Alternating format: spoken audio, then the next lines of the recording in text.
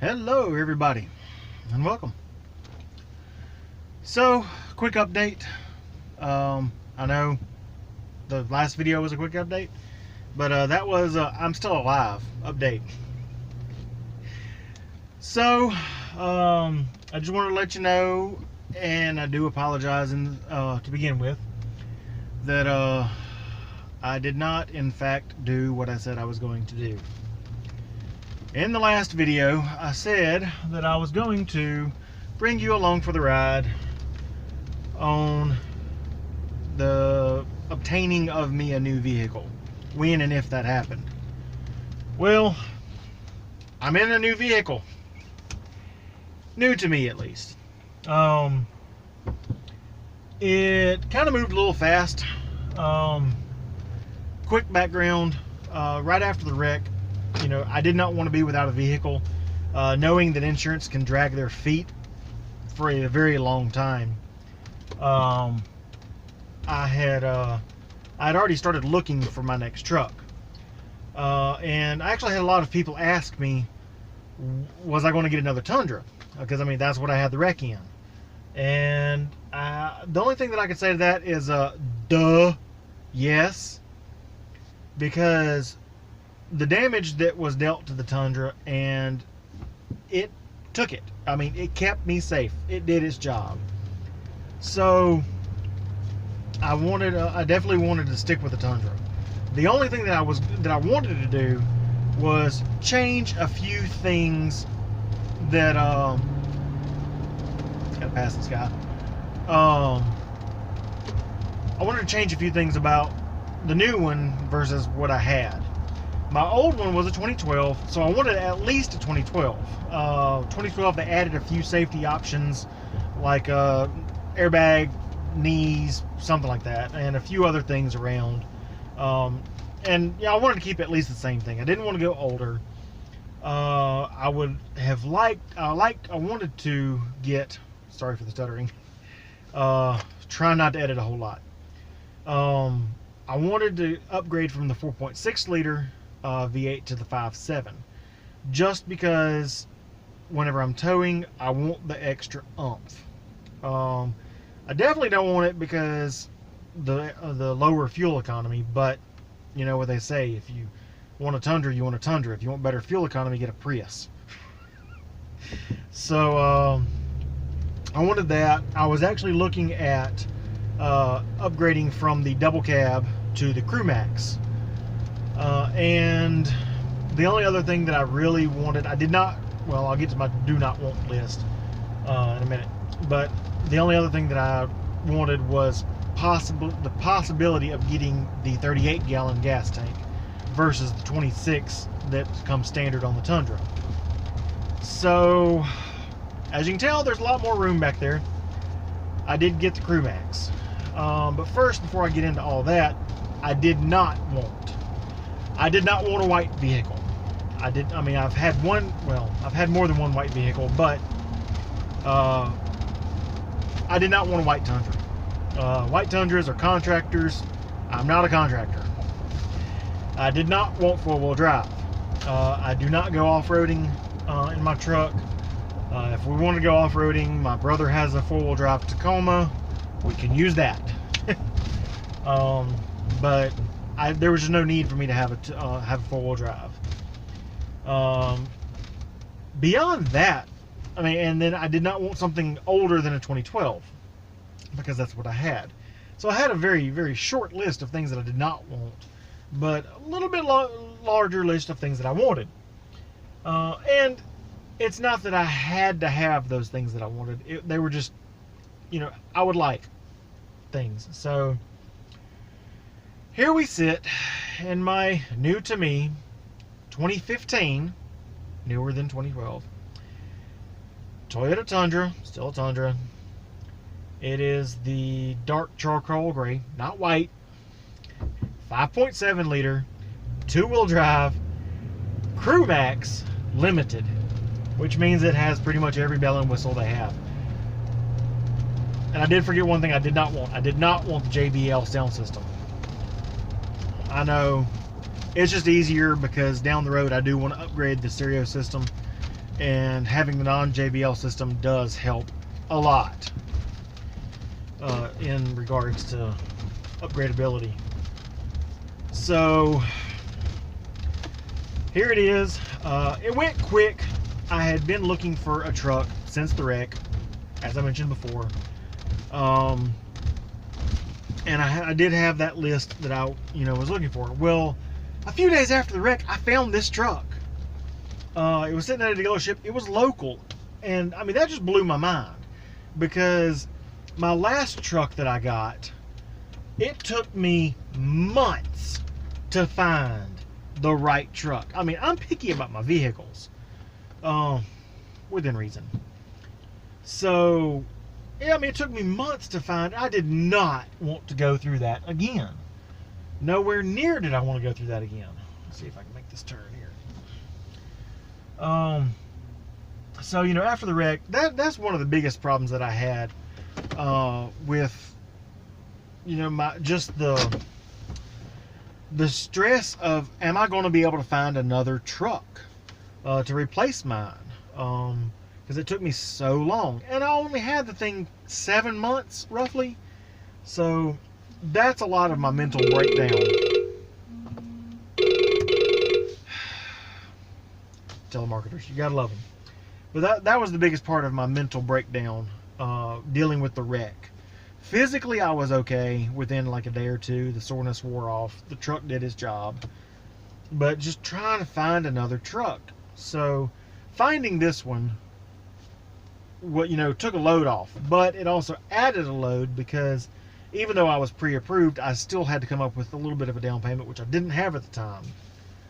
So, I didn't even want to go test drive this truck.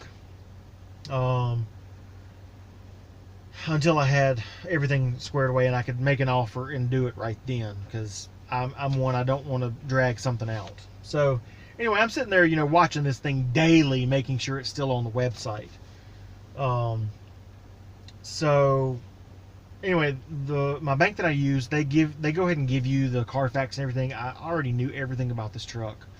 I just really, really, really wanted to have the money in hand before I went to go test drive it. So last Wednesday, a week ago today, I actually called up the dealership because I had the money, and I said, hey, do y'all still have this truck?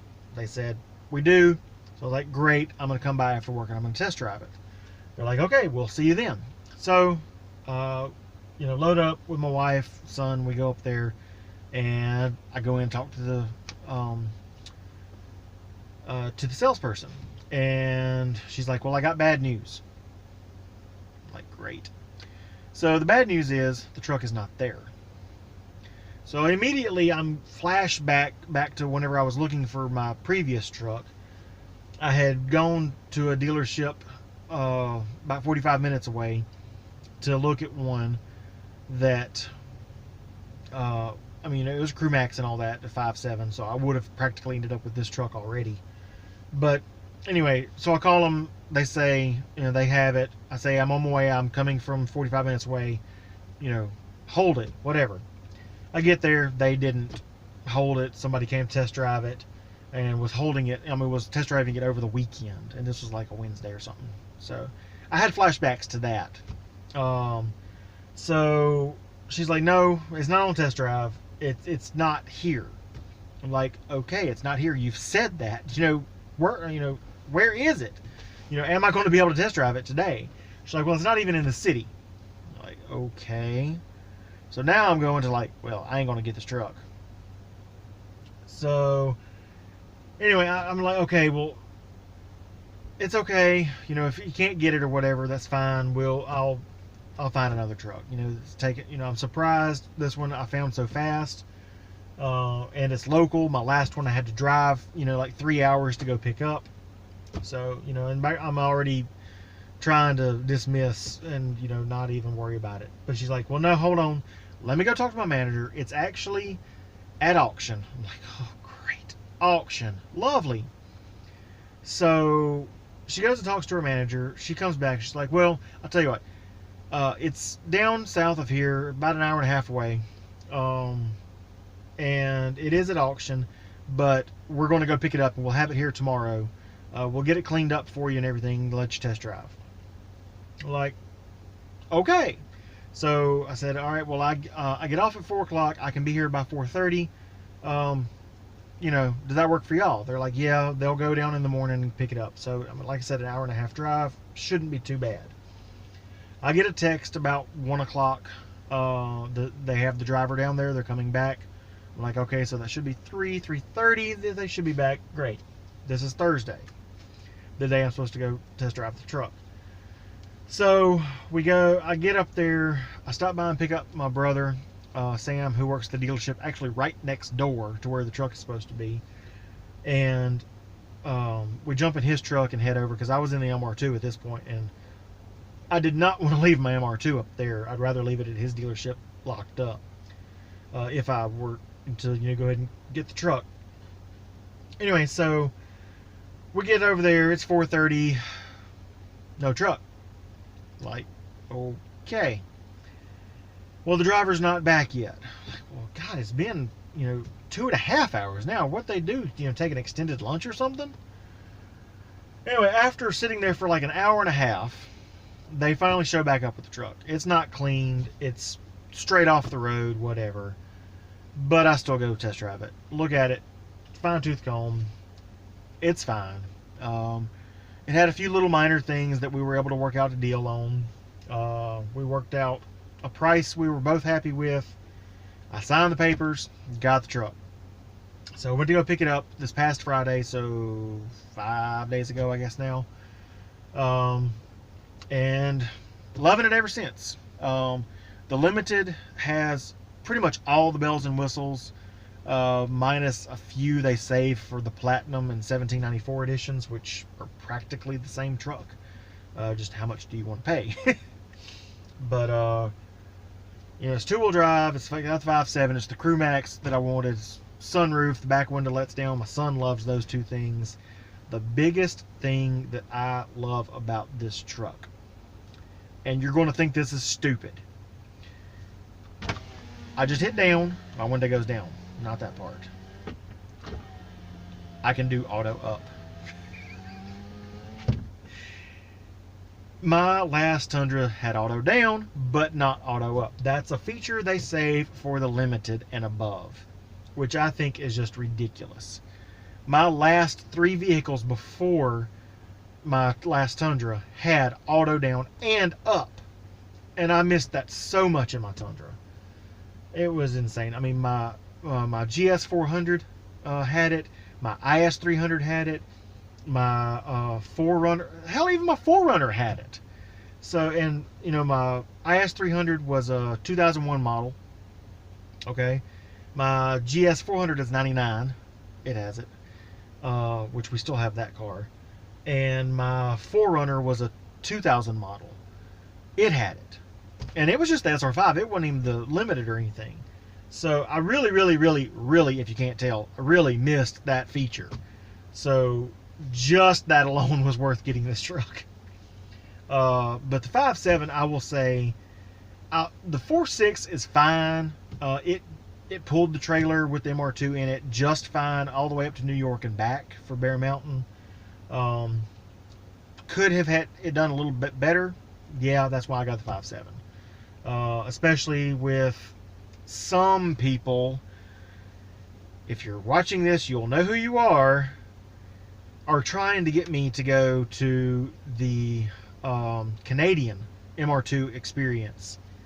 And of course, I'm not going to drive the car that far. I will trailer it. And the 4.6, while it would have done it, that's probably more mountains than I want to deal with. So the 5.7 it is, and it will do just fine. We took a quick trip down, actually basically right where the truck was for auction this past weekend for my son's archery, and it did fine. Fuel economy is right about where my 4.6 was. I think everybody that complains about the Tundra having horrible fuel economy is not driving sensibly. So that's just my take. It may be that, you know, later down the road it starts getting worse. I don't know. It averaged about 15, 15.2 if I'm not mistaken. I think my 4.6 average is like 15.3, something like that. Drive sensibly, you're fine. But anyway, so that is my Tundra. I will try to paste a picture of it here, and possibly another take here. That's good. So it is I believe that it's magnetic gray metallic or something like that. I forgot the paint code, but it's that dark charcoal gray. I love it. Except for now, even though it was 20 something degrees this morning, it is technically spring around here in Mississippi, and the pollen is falling, so now my truck is turning yellow. So besides all that, in addition to the MR2 stuff, the project car, which will be announced soonish as soon as I get some stuff for it, I will be doing some mods to this. Mostly cosmetic right now. I want to like take the dealership sticker off. I want to change the mirrors out for some tow mirrors. A couple other odds and ends like that. Nothing drastic. Just a few things. Shouldn't take away from the MR2, which, by the way, the next thing I'm going to do for that, I'm going to have to flush the cooling system. At the bare minimum, I have to flush the heater core, because after they took the rental truck back, I did have to drive the MR2 for a couple of days, and it drove fine. It did great. Probably made the neighbors wet the bed at 6 o'clock in the morning, 5:45 when I leave for work in the morning. Just starting it up. I mean, you get it exhaust that long practically. I mean, I did loop it around, but just for some length. But it's still not quiet. But it did fine. The only problem was it's freaking cold. It has no heat at all. The engine heats up fine, but the heater core has got to be clogged from just sitting so long. So I've got to do that. I've got to fix the heater core at the bare minimum. A few little things I need to tidy up before we go put it on the dyno, but the dyno is coming. Renee Hucks, she has been pestering me about going to all these other events and stuff. Most notably the Twos at the Dragon. I think it's like 3 months from now, where the MR2s will drive the tail of the Dragon. I really want to do that. I almost did it back in 04 whenever I went to SEO 2004 in Chattanooga, but I drove the car there, and that was my first ever meet. And I hadn't had the car running very long, so I was kind of scared to drive it that much further. In hindsight, it probably would have been fine, but hindsight's 20/20. So I really want to do that. If I don't do it this year, I will definitely do it next year, funds permitting. But I got to get the wife on board. So I don't know if that would be a solo trip, or maybe I could drag my brother with me, or if the family wants to go. I don't know, because I don't know what there is to do for them while I go run the tail of the Dragon. So, but I will hopefully know soon if I can go to that or not. The truck will definitely enable me to do it. It's just, will funds be available, and will the car be ready? Because I really want to dyno it before then, just so that I can shake out any bugs that it may have. So that's an update. Going a little bit long now. So if you like this video, thumbs up, all that jazz, comment below.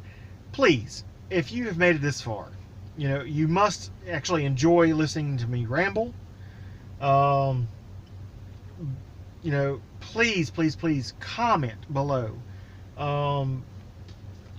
Just, hey, how you doing? Something. Let me know you're actually watching. I can see the little, count go up, but I don't know that you're actually making it this far. I want this to be a conversation. I know you can't really talk back unless you create a video and then you tag me in it and all that. You ain't got to do all that. just comment below, or hit me up on one of the Facebook groups. I'm in the MR2 owners Facebook group. I'm in the 85A through 89 AW11 MR2 group. I know there's a ton of them, but it's okay. And the AW11 idea dump. So find me there. If not, hit me up in the comment section below. I really want to hear from you. What do you want to see?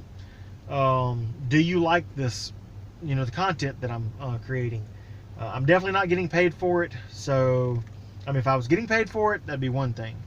But if you don't like it and I'm not getting paid for it, why am I doing it? So I don't like to hear myself talk. But anyway, I am rambling and it is going way too long. So y'all keep it between the lines and look forward to the next couple of videos coming out. Might do the MR2 next. Might do stuff on the truck. I don't know yet. Not quite ready for the project car. Coming though. So let me know if you like this whole layout too, of the camera position and all. I got to change a few little things that might move it a little bit, but I think for now it's okay because you can actually see more than just my head. I talk with my hands. Anyway, y'all take it easy. I will see y'all next time.